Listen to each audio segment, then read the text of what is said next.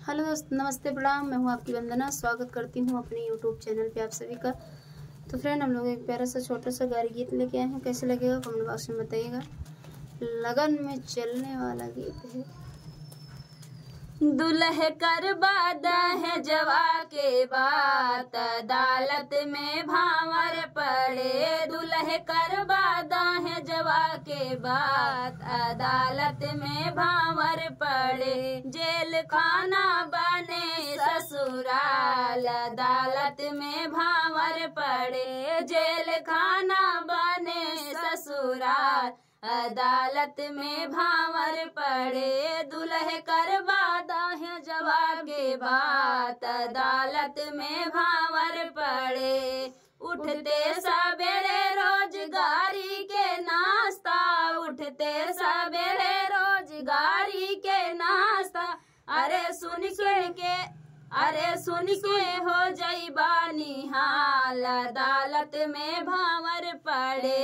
अरे सुन के हो जइबा निहाल, अदालत में भांवर पड़े। जेल खाना बने ससुराल, अदालत में भांवर पड़े। जेल खाना बने ससुराल, अदालत में भांवर पड़े। दूल्हे कर बादा है जवा के बात, अदालत में भांवर पड़े। मोटा मोटा जीजातों के बेटी हैं, मोटा मोटा जीजातों के बेटी हैं, मोटा मोटा जीजातों के बेटी हैं।